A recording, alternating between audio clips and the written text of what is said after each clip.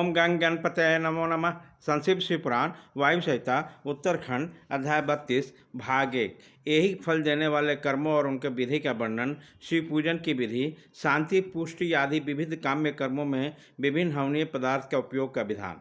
उपमन्यु कहते हैं, श्री कृष्ण, यह मैंने तुमने इहलोक और प्रलोक में सिद्धि प्रदान करने वाला क्रम बताया है, जो उत्तम तो है ही, इसके क्रिया जप तप और ध्यान का समुच्चय भी है। अब मैं शिव भक्तों के लिए यहाँ फल देने वाला पूजन, होम, जप, ध्यान, तप और दान में महान कर्म का वर्णन करता हूँ। मंत्रार्थ के श्रेष्ठ ज्ञाता को चाहिए कि पहले मंत्र को सिद्ध करें, अन्यथा इष्ट सिद्धि कारक क्रम भी फलद नहीं होता। मंत्र सिद्ध कर लेने पर जिस कर्म का फल किसी प्रबल अदृष्ट के कारण प्रतिबद्ध हो, उसे विद्वान पुरुष सहसा न करे। उसे प्रतिबंधक का ही निवारण किया जा सकता है।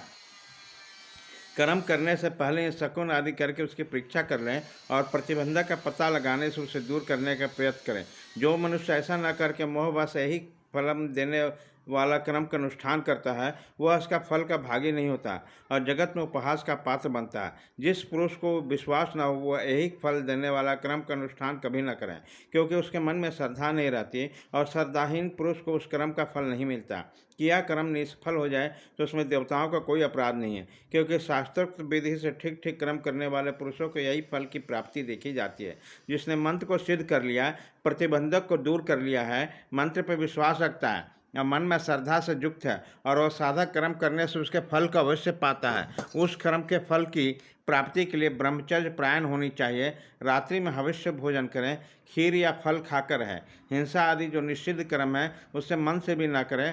सदा अपने शरीर में भस्म लगाए, सुंदर पवित्र वेशभूषा धारण करें और पवित्र रहें।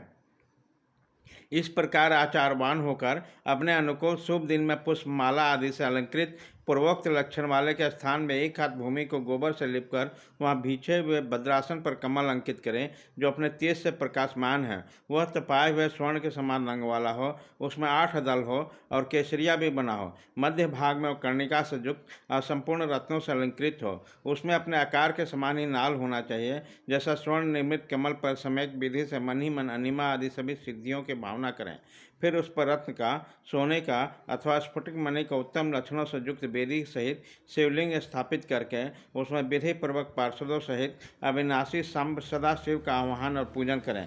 फिर वहाँ साकार भगवान महेश्वर की भावनामय मूर्ति का निर्माण करें, जिसमें 4 भुजाएं और 4 मुख हो। वह सब आभूषणों से विभूषित हो, उसे व्याघ्र चर्म पहनाया गया हो, उसके मुख पर कुछ कुछ हास्य की छटा छा रही हो। उसने अपने 2 हाथों में वरद और अभय की मुद्रा धारण की हो और शेष 2 हाथों में मृग मुद्रा और टंक की ले रखी हो। अथवा उपासक के रुचि के अनुसार अष्टभुजा मूर्ति की भावना करनी चाहिए। उस दशा में मूर्ति अपने दाहिने 4 हाथों में त्रिशूल, पुरसु, खड़क और ब्रज लिए हो और बाएं 4 हाथों में पास, अंकुश, खेट और नाग धारण करती हो। उसकी अंग कांति प्रातः काल के सूर्य के भांति लाल हो और वह अपने प्रत्येक मुख में 3-3 नेत्र धारण करता हो। उस मूर्ति का पुरखवर्ती मूत्र सौम्य तथा आकृति के समान ही कांतिमान हो। दक्षिणवर्ती मुख नील मेघ के समान श्याम और देखने में भयंकर है। उत्तरवर्ती मुख मूंगे के समान लाल हो और सिर की नीली अल्क के शोभा बढ़ाती हो। पश्चिमवर्ती मूत्र चंद्रमा के समान उज्ज्वल हो, सौम्य तथा चंद्र कलाधारी हो। उस शिव मूर्ति के अंक में पराशक्ति महेश्वरी शिवा आरूढ़ हो और उसकी अवस्था 16 वर्ष की हो। वह सबका मन मोहने वाली है और महालक्ष्मी के नाम से विख्यात है। इस प्रकार भावना में मूर्ति का निर्माण करके और सकलीकरण करके उसमें मूर्तिमान परम कारण शिव का आवाहन और पूजन करें। वहाँ स्नान कराने के लिए कपिला गाय के पंचगव्य और पंचामृत का संग्रह करें। विशेषतः चूर्ण और बीजों का भी एकत्र करें। फिर पूर्व दिशा में मंडल बनाकर उसे रत्न चूर्ण आदि से अलंकृत करके कमल की कर्णिका में ईशान कलश की स्थापना करें। तत्पश्चात उसके चारों ओर सज्जोजात आदि मूर्तियों के कलश की स्थापना करें। इसके बाद पूर्व और 8 दिशाओं में क्रमशः विदेश्वर के 8 कलशों की स्थापना करके उन सबको तीर्थ के जल से भर दें और कांठ में सूत लपेट दें। फिर उनके भीतर पवित्र द्रव्य छोड़कर मंत्र और विधि के अनुसार साड़ी या धोती आदि वस्त्र से उन सब कलशों को चारों ओर से आच्छादित कर दें। तदंतर मंत्रोच्चारण पूर्वक उन सब में मंत्र न्यास करके शब्द का समय स्नान के समय आने पर सब प्रकार के मांगलिक शब्द और वाद्यों के साथ पंचगम्य आदि के परमेश्वर शिव का स्नान कराएं। कुशोदक, स्वर्णोदक और रत्नोदक आदि जो गंधक पुष्प आदि से वासित और मंत्र सिद्ध हो कर्मशः ले लेकर मंत्रोच्चारण पूर्वक उनके द्वारा महेश्वर को नहलाएं। फिर गंध पुष्प और दीप आदि का निवेदन करके पूजा क्रम संपन्न करें। आलेपन या उपटन से कम एक पल या अधिक से अधिक 11 पल हो। सुंदर स्वर्णमय और रत्नमय पुष्प अर्पित करें। सुगंधित नील कमल, नील कुमुद, अनेक बिल्व पत्र, लाल कमल और श्वेत कमल को भी शंभु को चढ़ाएं। काल गुरु को धूप को कपूर, घी से और गूगल से युक्त निवेदन करें।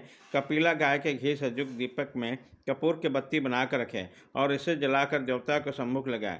ईशान आदि 5 ब्रह्मों के, 6 अंगों के और 5 आवरणों की पूजा करनी चाहिए। दूध में तैयार किया हुआ पदार्थ नैवेद्य के रूप में निवेदनीय है। गुड़ और घी से युक्त महाचरु का भी भोग लगाना चाहिए। पाटल, उत्पल और कमल आदि सुवासित जल पीने लिए देना चाहिए।